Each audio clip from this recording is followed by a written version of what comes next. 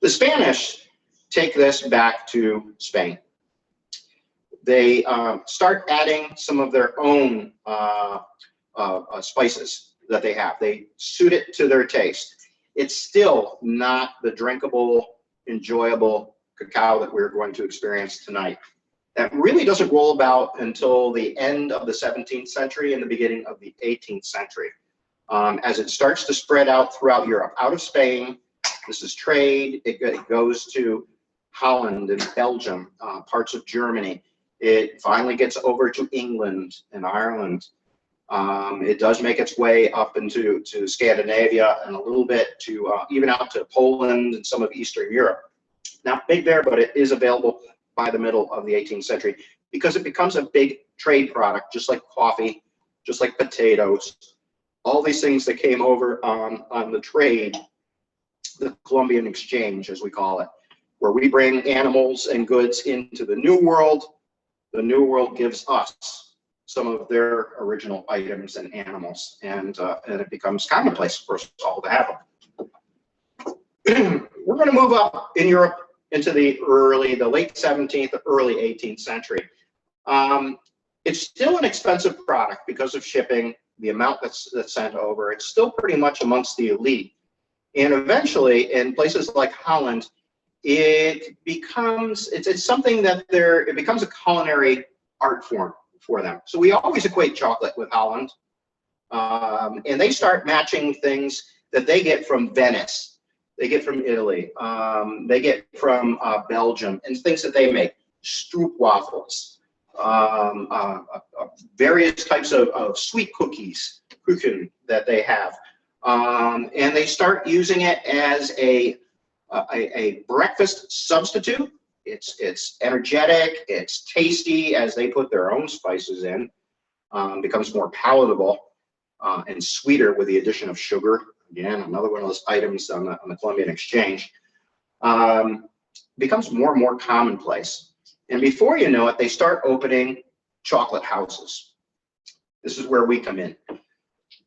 Chocolate houses were a place that men, particularly, gathered. Women really weren't in these social clubs or these type of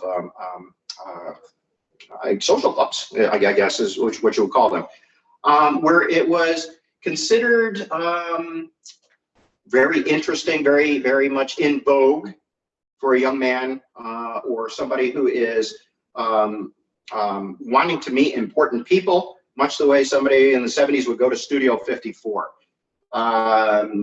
You might go locally. We might know the Mohawk Club down in Schenectady, the old Mohawk Club down in the Stockade, where doctors, lawyers, politicians would meet. And if you wanted to rub elbows with them, you went to these clubs. Not necessarily as a member, they were open to elite public. Well, it becomes very popular. They sometimes become a place where politics is discussed, commerce is discussed, medicine is discussed.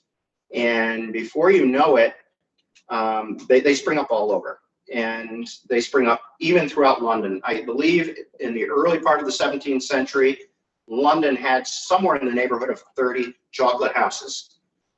And anybody that's familiar with London in the 18th century, if you've done any historic research, we know that coffee houses become very important. The first stock exchange was started in a London coffee house, and it's still in operation today. So you can see where they were political influence, business influence, and the discussion with copious amounts of highly caffeinated beverages can really create an interesting atmosphere, to say the least. These spread over to the colonies as well. What we're doing here is pre-revolutionary, pre-American War of Independence. Chocolate, by the middle of the 18th century, is being shipped all over the world due to England's ability, France's ability, lesser extent now to Spain at this point. But these are goods, these are trade items that are actually very common, and the price starts dropping on them. To the point by the 1730s, 1740s, the average individual who's not making a lot of money can afford to go to a store in the city, in town, and actually purchase coca blocks that they can shave and they can have on their own, adding their own spices, which again have become much more affordable through British trade. That's the whole point. Get it to the masses, make more money. Keep it flowing. It's the point where the military, the British military, the French military, almost every military army out there was utilizing chocolate as a ration to their men. Any of us who have been in the service know that chocolate still plays a very important role in rations for soldiers in the field. It's, again, the energy, the caffeine. You can fortify it with other items to make it very good for you. But it's that energizing aspect of it. It can pick you up, much the way a lot of us drink coffee.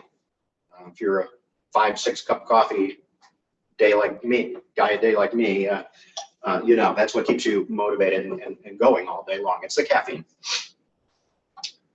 But chocolate is a pleasurable drink. It really, there's just something to it. And medicine has looked at it and said, what is it that makes chocolate do something special to our brains? What is it? And what it is, they found that it's very good. Dark chocolate, whether it's your baker's chocolate or our chocolates we buy in the store, you know, Lindt chocolates, for instance, there's flavonoids, there is other compounds in there that are actually heart healthy. They're good for your heart. Again, in moderation, like anything else. You don't want to be eating 5 bars of chocolate a day. That's overkill. But if you're taking chocolate on a daily basis, 1 or 2 cups, that's actually good for your heart.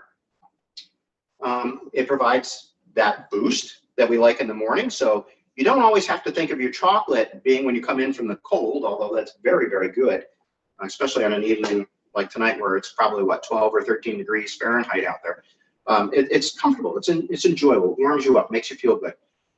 But it can give you that zip in the morning. So don't feel bad about having chocolate in the morning in lieu of coffee.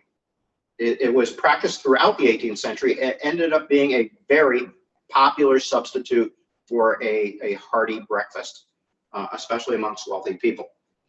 I can give you a for instance. Sir William Johnson, Johnson Hall, Superintendent of Indian Affairs, one of the wealthiest men in the colonies, very influential, obviously.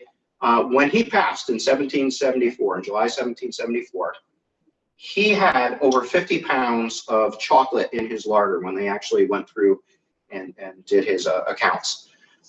This is because he was a man who was the height of society. He did everything that they would do in Europe, and any guests, and his house was constantly full of important people. They could have anything they wanted, coffee, tea, chocolate. So he kept large amounts on hand. So that just gives you an idea. I have not seen the receipt for anybody particularly who we would consider middle class or lower class. Lower class, you don't necessarily see a receipt of their goods upon passing. But we know this was being drank by everybody because we see letters, we see diaries, we see travelers talking about what people are drinking and eating. Which kind of leads us to, I want to keep it in our local area, our local region in the mid-18th century. And in the 1740s, a chocolate factory opens in Albany. It's called the Wendell Chocolate Factory, or Wendell's Chocolate Factory. It was located on the Beaver Kill in the area of where Lincoln Park is today. The Beaver Kill is all culverted and under the park, obviously Victorian park structures. And it's just about a half mile up or so from Schuyler Mansion. Philip Schuyler had sold the property to Mr. Wendell, and there were a series of mills along the Beaver Kill. But this particular one, travelers to Albany said they could smell the sickly sweet smell on a summer day of the chocolate being processed. And what we found was this is really the only way chocolate was being processed in the 18th century was with these ancient and the and a person grinding this all day long. So if you can imagine 15, 20 people hired, and that's what you're doing. You're just sitting there sweating and you're just grinding all this chocolate into a paste form because of the cocoa butter. It gets thrown into a shallow mold, and it may end up in a round cake, may end up in a square cake. These are both Mexican chocolates. We're still making them today. And once they're dried, they could be packaged and shipped, sold at stores, sold at taverns, what have you. That existed. His sons took that over in the late 1780s, and I believe it lasted up to about 1807 or 1808 before it. And Kate, you can correct me if I'm wrong, but I think that's about the extent of Wendell's Chocolate Factory. And it may have been economic things that put them out of business because of mass manufacturing. Could very well be. So that gives you an idea. This is being shipped. Even Native Americans, it's part of the trade goods that are going out to Native Americans. Chocolate, they liked it as well. Kind of interesting how it makes its way from Central America, never known up here until it goes to Europe. Gets really processed in Europe, makes its way back over to North America, and the rest is history. Give you a little background on your milk chocolate, the chocolate that you're getting in your candy bars. That's a 19th century invention, just prior to the American Civil War. What happens is they start extracting the cocoa butter from the cocoa itself. And it ends up getting used in a variety of other products. Some ladies probably know it. It's in hair gels. It's in shampoos and various cosmetics. Back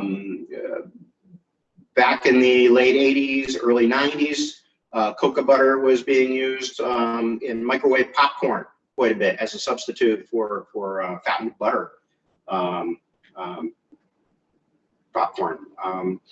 Just a variety of products that could be used. It's extraction. But what's left is basically the cocoa powder that we all know. And we have cocoa powder here because they had it in the 18th century as well. They knew how to extract the cocoa out. And that could be used in cakes or cookies. It could be sprinkled on. It could be used in a recipe. So we have some of that that's going to be used in our recipe tonight. And they create a new chocolate which has milk in it. They start using milk and a load of sugar, white refined sugar, which is bad for our teeth. We all know, but it's that becomes our candy bars. They're served throughout the Civil War, and we still have them today. Go to any grocery store, and you probably have 15 dozen variety of milk chocolate that you can choose from. And that's what, growing up, most of our cocoa that we were used to was that. The cacao was taken out. The butter part of the cacao was taken out. I don't find it very good after having dark chocolate and high cacao content. I can't stand that stuff anymore. I look for dark chocolate candy bars when I have that craving. It's just nice just to pick up a little piece of bitter chocolate, and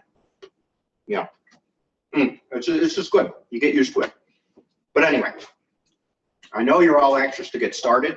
So what we'll do is we'll run through the what you're going to need. You should have that all together, and your ingredients list. So the first thing, let me tell you a little bit about what we're making tonight. This chocolate was the second chocolate I attempted. It's a double boiled chocolate. It takes a good 20 minutes to make it. With modern microwaves, we haven't played around with it to see what we could do with it. I like doing it the old way. This is fun. Sometimes the process is half the battle. And I know that's why you're all on here tonight, to try to do this together, have an enjoyable evening, and hopefully entertaining and educational at the same time. This chocolate drink was the drink, one of the favorites of King George III. Yes, our revolutionary foe, our king for us loyalists, king of the colonies, George III. Yes, the same one who went blind and mad at the end of his life in the early 19th century. Poor George, just wanted to be a farmer, but he was a king. But anyway, chocolate was served at court, and this was his favorite recipe. It was served to him in the mornings. Excuse me. And what you're going to need, first of all, and if you haven't gotten it together, I'm just going to read off what you're going to need for pans and such. You're going to want 1 medium saucepan. Taller sides are actually recommended, especially if you're going to use a Cuisinart wand, you know, a dipping wand to mix it. If you have a chocolate pot, some of you who are living historians, I know you do, with a mull needle in it. We'll explain that in a little while. But you know, at this point, a saucepan will do. You're going to want 1 small saucepan, and that small saucepan is used for your milk, which we have pre-prepped here. Ah, the wonders of TV, having everything pre-prepped. Cutting board, obviously, because you're going to be cutting up that chocolate if that's what you wish, and a good sharp knife. I highly recommend, if you're ever working with any chocolates, please have them in the refrigerator, or freezer is a little overboard, but have them in a good cold refrigerator prior to chopping them. Whether you're using a food processor, whether you are grating it, watch your knuckles. You can grate cold chocolate. Just makes a mess. Try to get that out of your grater afterwards. I prefer chopping it, and that's pretty much what I've started to do with this. Is just to chop it down. If it's room temperature and your knife is room temperature, if the weather's warm, I'm going to tell you right now, you're going to get a sticky mess. You're going to go back to the same thing. It's just going to be a gooey mess, kind of like when you're making brownies and such. You don't want that. You want it pretty hard. So we mentioned the cutting board, the knife, food processor, if you wish. You're going to want some measuring spoons. And Annie, if you could just kind of put us over here for a second. We have our 18th century spoons that we use. Yeah, it's not much different than ours in reality. We have a tablespoon, a trifoil tablespoon pewter. I have a silver teaspoon. I have a pewter half teaspoon, often referred to as a salt spoon or sugar spoon. And then we have a little tiny quarter teaspoon. That comes in handy when you're doing peppers. When you're putting cayenne pepper or hot pepper or black pepper in that, you really want to be careful. When they say a pinch, usually you can use a quarter or a little less of that teaspoon to taste. You want to experiment a little bit with these. And we can push it back. Thank you. There we are.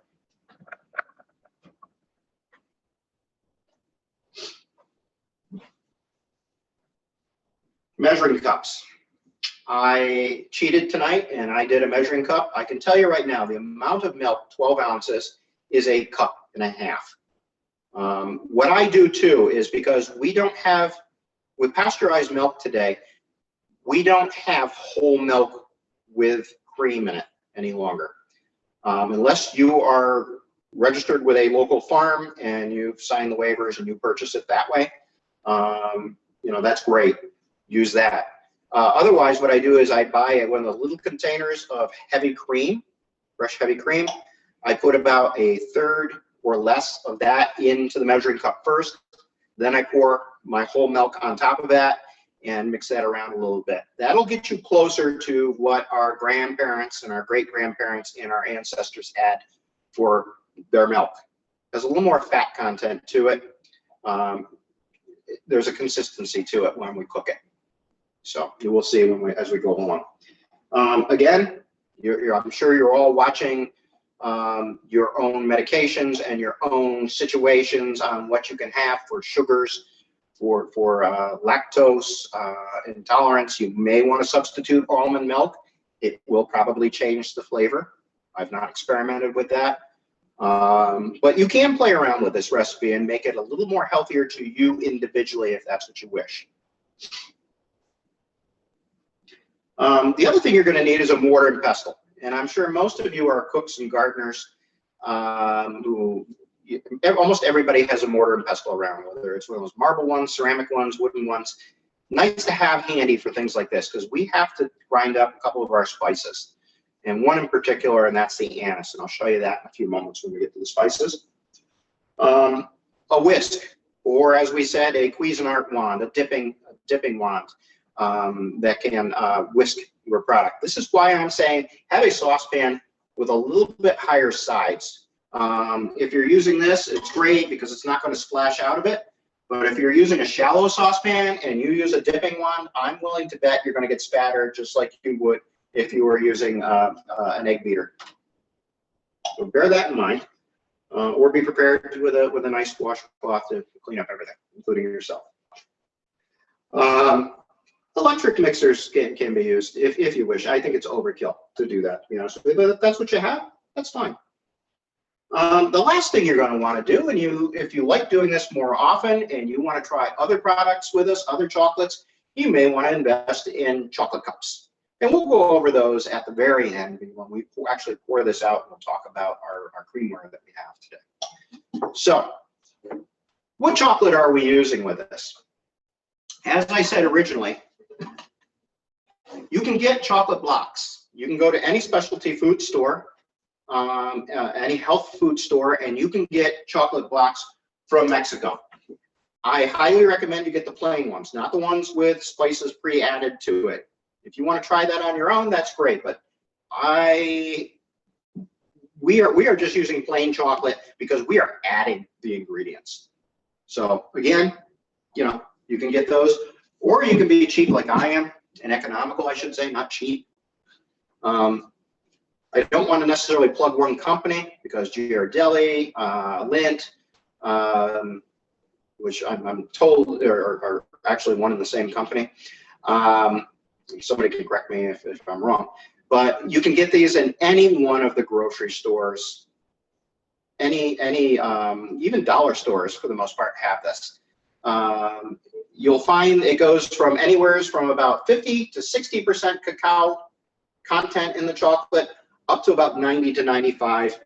If you get a good baker's chocolate, for those who bake, you can get 95 to 100% cacao if that's what you wish. This recipe only really goes up to 70%, but you can use 90% if you wish. They're relatively inexpensive, and one of these packages here will take care of our needs tonight. They're 3.5 ounces. We need approximately 3 ounces. So you can take, they're also serrated in blocks already, so you can actually take one of those little blocks off if you wish. There's your 5 ounces. Eat it, set it off to the side, or if you're like me, I'm just going to put it in. Because a good cook, to me, a good baker, goes by your recipe, but does it to their own tastes. So my grandmother always taught me to cook. You put a little pinch of this in, you look at that, you use your eyes, you use your senses to what you think goes in there.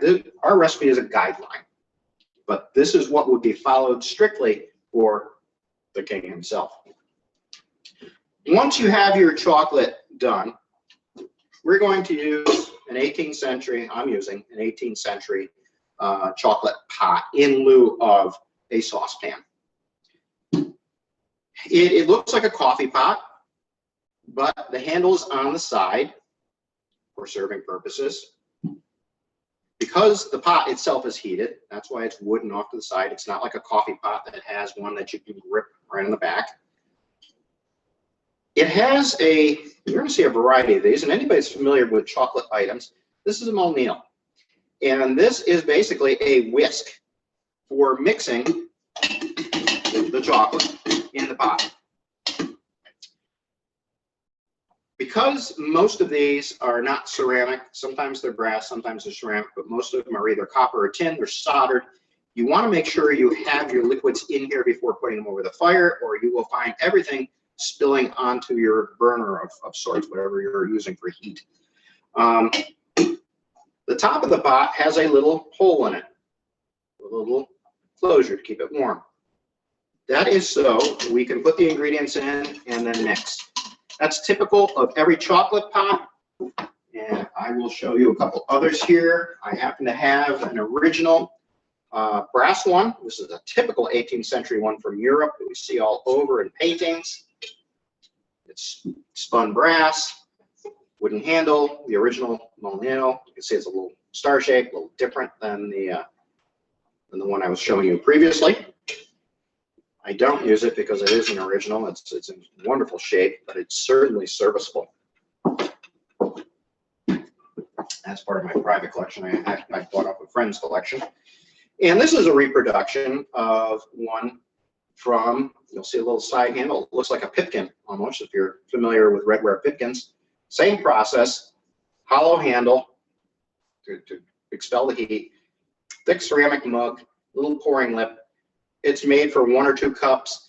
This is an exact copy of one of the chocolate pots in Monticello, excuse me, Thomas Jefferson's Monticello. They're available through their store. Very cool, very easy. I've used it. Actually, my first chocolate time I made any of these, I used this. Really, really cool to use something that was used at Monticello. At this point, you probably have your chocolate ground up, chopped up. What you're going to want to do is put it into your saucepan. Don't just have your burner on. If you're using probably a stove, I would assume most of you guys aren't using sterno or coal and a little or wood stove or anything like that, like we do quite often when we're in the field. Just put it all right into the pot. Now, sometimes people say, well, why aren't you putting the hot milk in first? Well, I'll tell you why, because I'm actually putting half my chocolate in first, and I'm not going to grind mine up.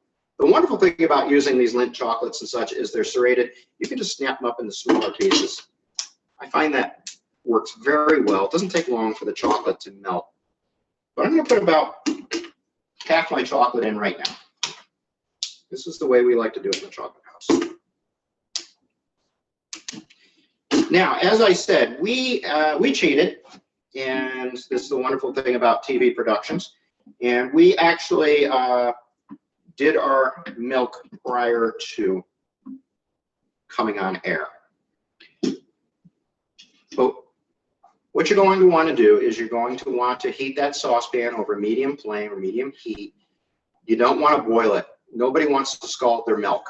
You just want to get it heated. Once you start seeing a little bit of bubbling around the edge, you'll see the steam coming off it. You know it's good. What'll happen is if you do that, you get a scum on top of the milk, especially when it's got the fatty products in it, adding the whole cream. Once that's ready, go ahead and pour that content that's warm already. Pour that right into your saucepan. At this point, you're going to put it on your heat. Again, medium flame. We're not boiling. What we're doing is we want to get this chocolate going. We want to get this melted into, incorporated into the milk that we have. It's like anything else. A lot of times when you are making any type of soup or stew, they will tell you to add parts of the products at different times. What this does is it makes the cooking process that much faster and easier, which is what I've discovered, rather than throwing the milk in and then try to melt all that chocolate all at once. Break it up a little bit. That chocolate is already melted and incorporated. So what I'm going to do is break up the rest of my chocolate. So at this point, you can add your chopped chocolate. You can see the steam coming off this already. And it's starting to look, if you look at it, it's looking a little bit like your milk chocolate cocoa that you normally have. Trust me, it's going to change. It's going to be a lot different.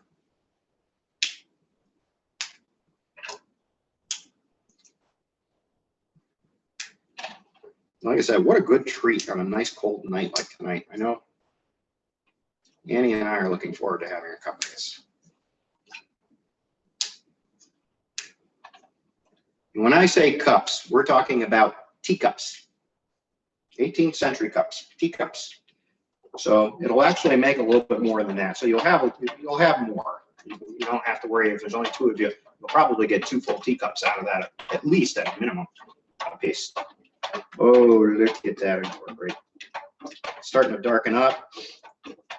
Start to smell it.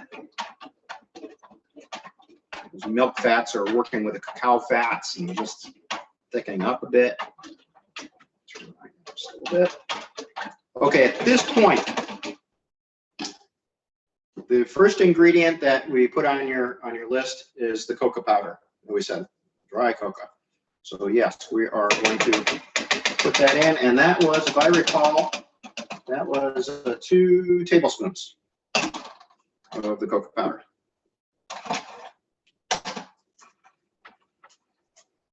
And we are going to mix that up right now, get that incorporated. Use your Cuisinart if you want.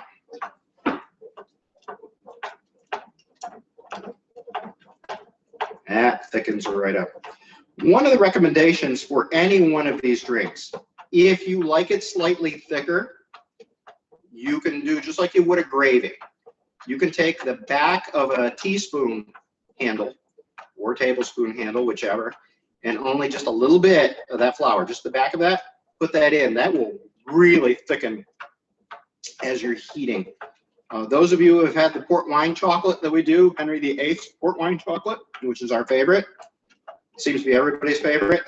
The biggest problem with that is when you add the flour, it makes it, and it starts to cool. It's what would you call it, Annie? Almost a custard. Mm-hmm. It's that thick. It's very difficult to pour out of the spouts. So you want to pour it rather quickly. You want to drink it rather quickly. But you can thin it using a little hot water, not cold water, hot water. And also, if you like it thicker and you want to do it, add a little flour. That's fine. But that's just a little tip.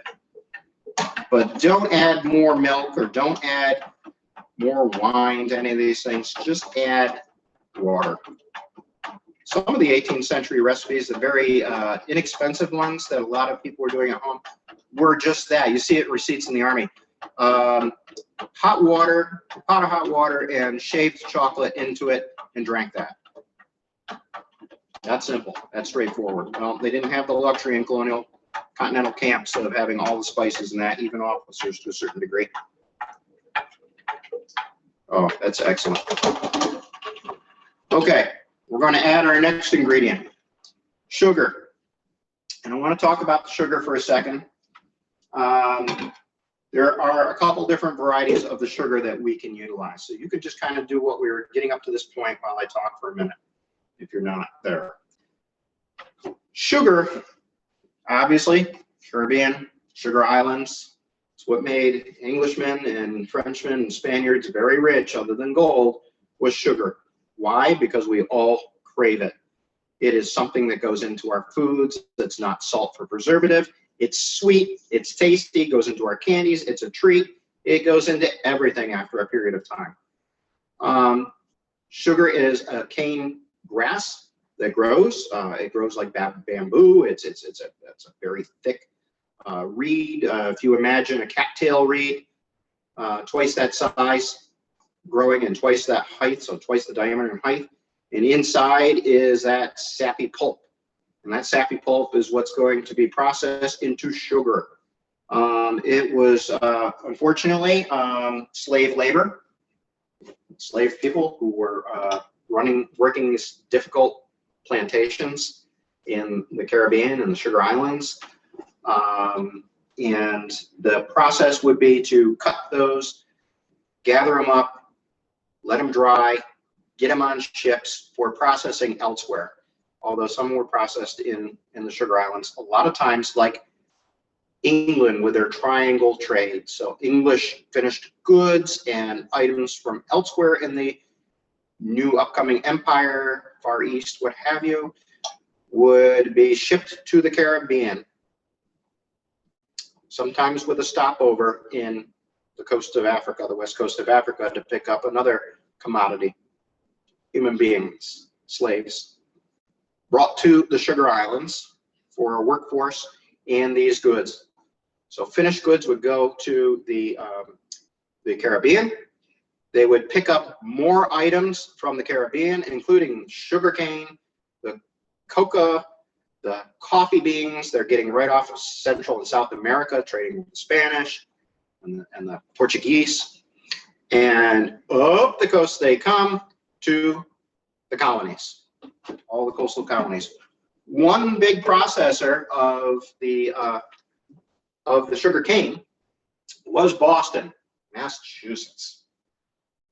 Big trading town. Why Massachusetts? Because Boston was probably one of the richest outside of Virginia, and had more products and materials shipped through their ports for the English. And that goes everywhere from Maine, the state of Maine, which used to be part of Massachusetts, where a lot of the pine trees were utilized for ships' masts, planks, boardage, raw materials that would be shipped back to England.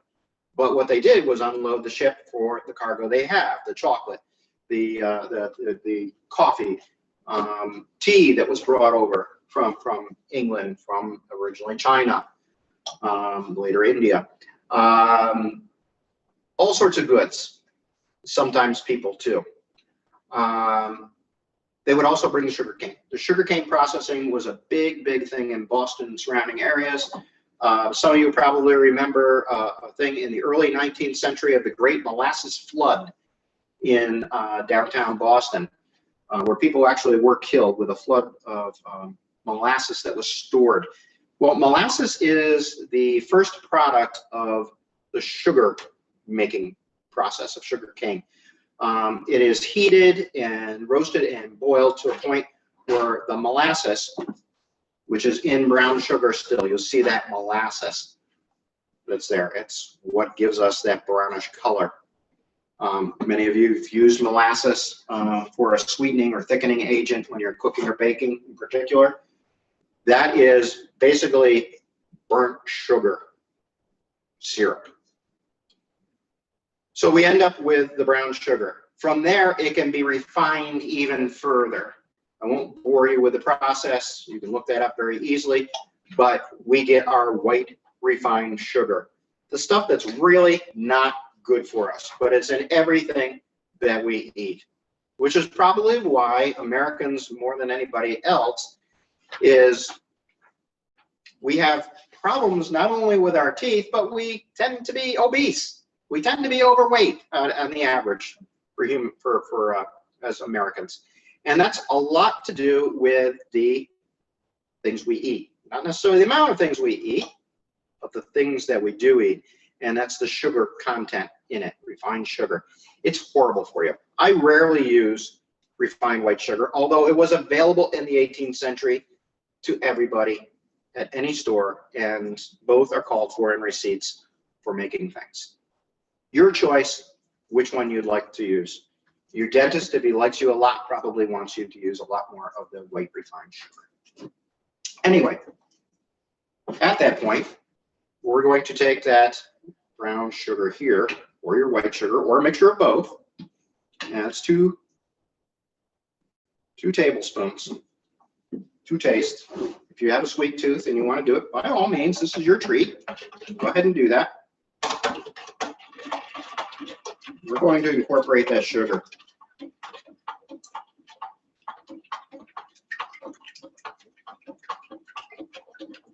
Again, overheat, doesn't take long. We're going to move right along here now.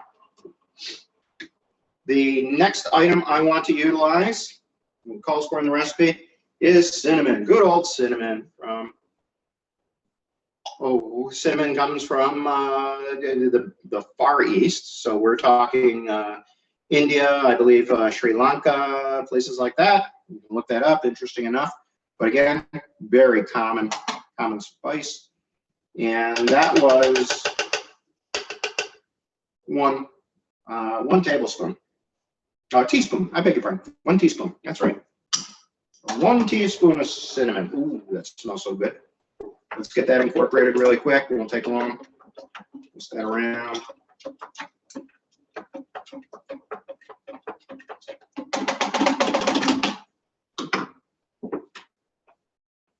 Now we're going to put in black pepper, brown black pepper. People say, what are you putting pepper in chocolate for? Trust me, it's delicious. And that is a typical item to put into 18th century chocolate. And that was, if I recall, I'll make sure that I've got it because I don't want you wheezing and sneezing on me.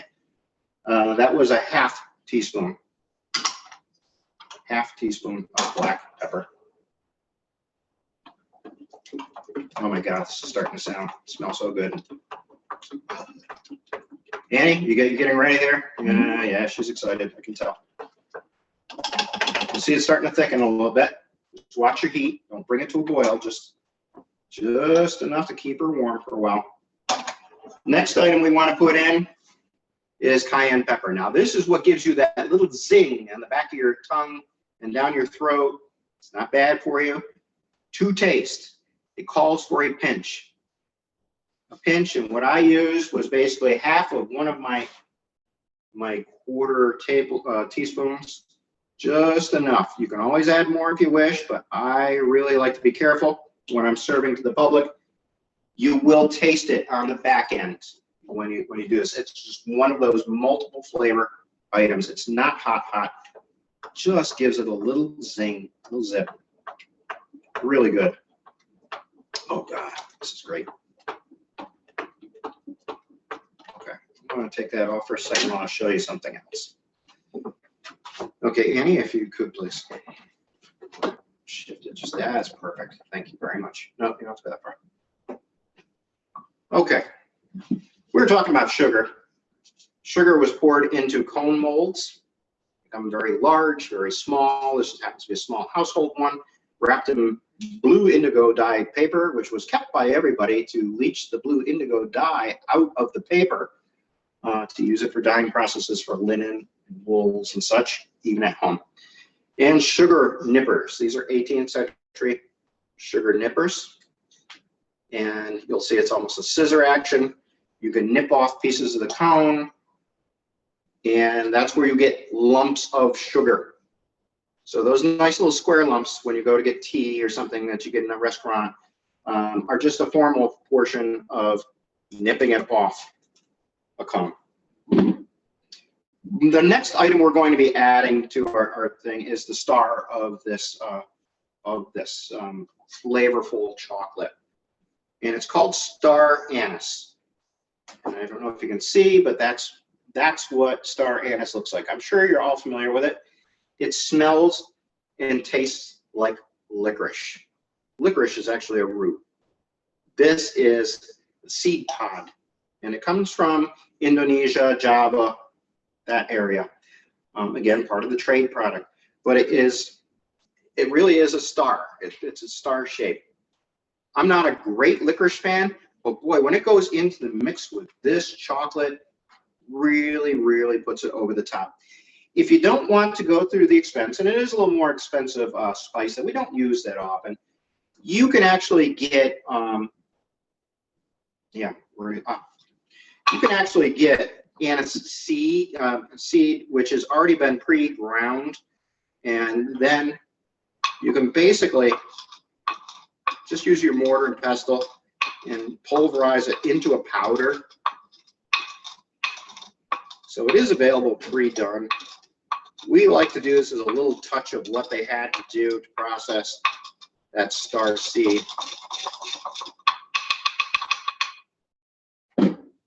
And what's going to go in right now, and this is, again, this is, no pun intended, the star of the show on this, and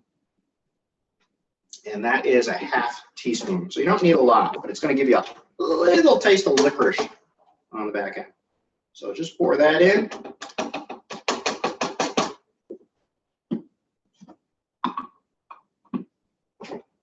And incorporate that.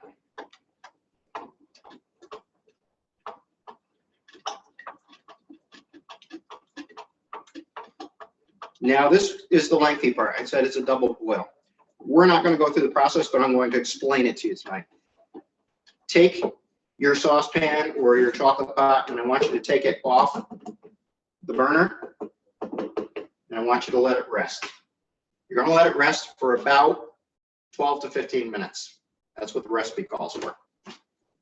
What's going to happen is you put the lid on, and those flavors are going to incorporate throughout the chocolate. It's going to really bring out every one of those little flavors of every spice we just put in. As I said, you can do this. You're taking your evening to do it. Because we're already almost an hour in, we're going to keep moving along as if we waited the 15 minutes. At this point, you're going to go to a medium flame or heat again after 12 to 15 minutes. Put it back on. This is where your mixing is going to come in.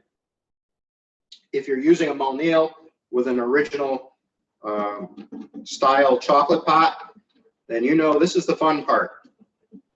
It's labor intensive. Ladies, if you have your man or your husband standing there next to you enjoying this, this is the part where you put him to work to earn this cup of chocolate. Okay? Because what he's going to do is he's going to spend 5 or 7 minutes just mixing. And that's what you're going to do. You're just going to froth. It's called frothing. And what you're doing is, this is the days before electric blenders. If you have a whisk, like an egg whisk, yolk whisk, you could utilize that as well. But you're going to want to really froth it. Because what you're trying to do is you're trying to draw the air into the chocolate to make it creamier and lighter. Okay, so it's just like when they make you a chocolate malted at your local storage shop or your local, any one of your local convenience stores making you a milkshake. They are mixing it to draw air in it.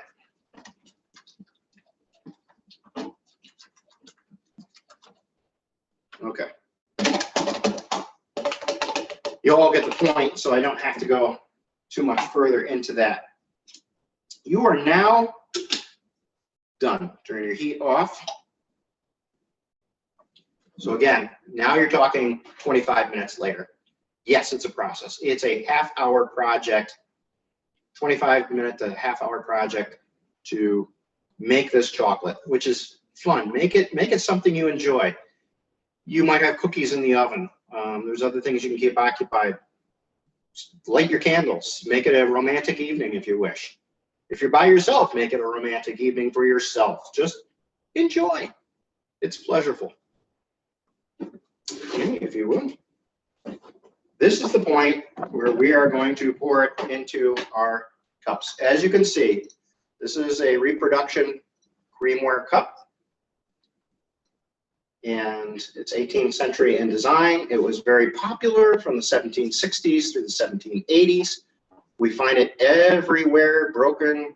I believe there's some of the archaeology here at Brookside. Has found a lot of creamware shards as well. And don't hesitate to pour out. And look how thick and beautiful that is. Those of you who have attended our live programs, get the full treatment. Pour about half a cup. Pour your partner or your spouse a cup. Don't let your dogs have any. I know there's some dogs watching tonight. They probably enjoy, they'd enjoy my cooking demonstration, not my chocolate demonstration, probably a little bit more. At this point, it's ready to drink. So I'm going to ask Addie, who is our chocolate server. She is going to be bringing this to you, and we have cookies. In this case, we've just little vanilla cookies that we have picked up and put in. You can use stroop waffles. You can use pizzelles. That's the Italian Venetian cookie I was telling you about. These are things the Dutch did, and she's going to bring it right up to the screen so you can see. She has right to the screen, honey. There you go. And you can see that there is a water glass there too. It is very common to have a glass of water with your chocolate because of all the spices, and you're cleansing your palate between cups or what you're eating and drinking. Very typical. Addie, thank you so much. You finished off our evening so well, and you're going to have some chocolate in a moment, honey. Okay. Folks, I want to thank you very much for doing this first live broadcast with us. I hope you enjoyed yourself. I hope you enjoy the chocolate. Take your time, try different recipes. Visit us on Van Wyck's Chocolate House, H-A-U-S, and it's Dan Wicks, W-Y-C-K-E-S, family name. And you can see where we're going to be. You can see other recipes and enjoy some of the places we've been. Thank you all. Thank you to my friends who contributed to this, and enjoy. Thank you. Thank you. Drinking Again, it. thank you very much for joining us this evening. And if anyone has any questions, we're happy to welcome those. You're welcome to put them in the chat, or if you want to unmute and discuss anything, feel free. But again, thank you for being here this evening. Just be sure to keep up with our events on Facebook, on our webpage and such. And again, consider becoming a member and keeping up to date. So hopefully we can be doing these in-person events again soon. So thank you for being here. And we'll just check and see if there's any questions. Hi, I wanted to ask if it'd be We're going to possible. enjoy some of the fruits of my labor.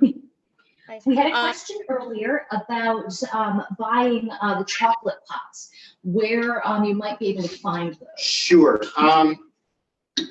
Most of us living historians have access to a lot of our friends who actually are tinsmiths or coppersmiths. That's what they do for their living, and create these. One is Goose Bay. Goose Bay Workshop. Goose Bay's Workshop, thank you. And wonderful, wonderful chocolate pots. They are not cheap. I can tell you right now, a copper chocolate pot, which is an early 19th century variety that he produces, that we use in our programs. Not the tin one here. I'm not positive who made the tin one. It may have come from Williamsburg. But it runs around $200. But it'll last you a lifetime and a half. It's a wonderful chocolate pot. So that's one, and you can look them right up on online. And you can also go to Facebook, Van Wyck's Chocolate House, and both Annie and I and Bernadette Weaver, who is also an admin on that page, any one of us can get you that link to get you there. Again, I believe this one came out of the Whitesmith shop at Williamsburg. I purchased it off of a fellow reenactor, the tin one, and I forgot what she told me, where she originally picked it up. But Kate Weller, I know you're on. You could probably ask her if you're in touch with her, and we could find out a tin pot for you. The ceramic ones, as I said, you can go right on to Monticello's site, and you could purchase these right from their gift shop. Or you can, if you're really feeling really good about this, don't get a pewter one, because anything period is going to have lead in it. I'm out of lead. But you can get originals on eBay. You can look around; they're out there, or an antique shop. So they are available. I don't know of anybody that's making reproduction brass ones. The expense, I imagine, is too much for creating it. Good question. We just had a question about the history of Ballston Spa's own chocolate factory, which is certainly a little bit more forward in history and early 20th century. And that was a factory that was ended up in George West's former paper and paper bag mill. And Bischoff's Chocolate was the chocolate factory that we had here in town. And my grandmother, who grew up right around here, used to talk about walking through the village and smelling the wonderful wafting smell of chocolate as she walked around, maybe coming back from school and such. Again, reminiscent of Wendell's and the colonial writings about that. So it's certainly an element of sensory history thinking about what people might have smelled or tasted or things like that beyond what we just see in the primary documents and the written record. So, but yes, there is more information about Bischoff's Chocolate Factory online, and also there might be some information in some of Tim Starr's publications having to do with some of the industries and such of the Ballston Spa area. All right, so I'll just check and see if there's any more questions. And we love your feedback. Please let us know what you think of it when you get to that point. We still obviously have a few minutes here, or just, you know, follow up with Annie or on the Van Wyck site. Let us know what you think of this and how it tastes. I can taste that cayenne pepper just hitting the back of my throat right now. It's good. Here's one. As trade routes changed, did chocolate recipes change with them, or did cultures and or countries stick to the recipes that were introduced to their respective cultures? Interesting, good question. Very interesting. From what we can see, doing our research and talking to a lot of experts beyond me, obviously I'm not an absolute expert on this. We do see that every culture has their own mix to it. And sometimes you actually see regions in a country have their own mix, depending on what's at hand for spices, additives to it. How thick or thin they like it, what time of the day they're using it. Are they adding alcohol to it? So yeah, it does. It's a large variety. If anybody's traveled to Germany, you could probably go through a lot of the German states and see a lot of different recipes for chocolate. Very wide ranging. England, I didn't have any chocolate when I was in England, unfortunately. But I imagine it's much like here with the same varieties. Chocolate drink kind of fell out of favor for cocoa, particularly because it's so easy to get American company made chocolate in England, America, Canada, and such. I would imagine that may not be the case for Central America or even parts of South America. Yes. So I did see a reaction from our resident Brit about comparing American and British chocolate. Isabel, would you like to unmute and share your thoughts on that? Perfect. Yes, sure. Might still be muted. Yeah, Well, they have Cadbury, so I will give them that. But from what I understand, knowing trade and having been over there, and she can correct me if I'm wrong, I see a lot of the similar same products available in stores. Well, from what I understand, generic American chocolate. And another by that question, I mean like wanted to not view the special chocolate cups one more time. Certainly, I'll actually bring one closer to the camera so you can actually see it. Again, this is creamware, and I hope you can see this. Is that good? It's a twisted handle. It's really neat. The inside of the dish has a little bit of serration raised. It's a very typical 18th century. It's called the basket weave style of handle and such, which became very popular with this type of creamware porcelain, English manufacturer. And it came over in droves, and we find it in almost every archaeological dig, whether it be a tavern, an inn, a spa like here, or even just houses, great and lesser houses. We find a lot of this for the period. Wonderful pieces. You used to be able to get this through Macy's, but you kind of have to search the web to see, search under creamware. You will come up with reproduction in original 18th century creamware in even, I've got my 19th century here on today, I say. You will find it all over. It's just go on to eBay. I actually got these off eBay. I think I bought 6 or 8 just to have amongst our friends to do for the demonstrations and ourselves when we're at events. And a little bit of clarification about the ounces of the Ghirardelli or Lindt chocolate. So I believe that the packages were 3.5. Yeah, the packages are 3.5 ounces of the Lindt that we happen to get. The Ghirardelli, if I recall, we've used the Ghirardelli before too. I don't see any difference between the two. It's just the Lindt seems to be more available. I know Annie and I have gone out and mass purchased this in bulk at times for programs. So yeah, it's generally 3.5 ounces. That's 100 grams of cacao. They seem to average that. When you get into the blocks, that's where it changes. Depending on the size of the block, where it comes from, the thickness of it. The chocolate alla Taza blank art from Barcelona is 7 ounces, 200 grams of chocolate. So it's like a baker's chocolate block.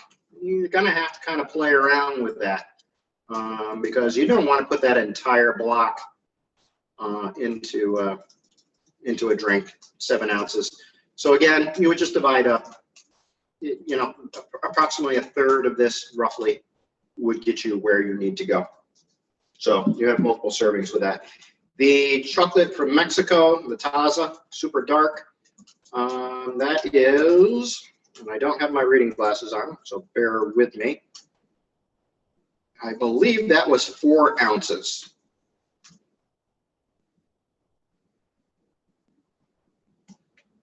No, I beg your pardon. That's 2.3 ounces. I've seen thicker ones, 2.3 ounces. So that's not quite going to do this recipe.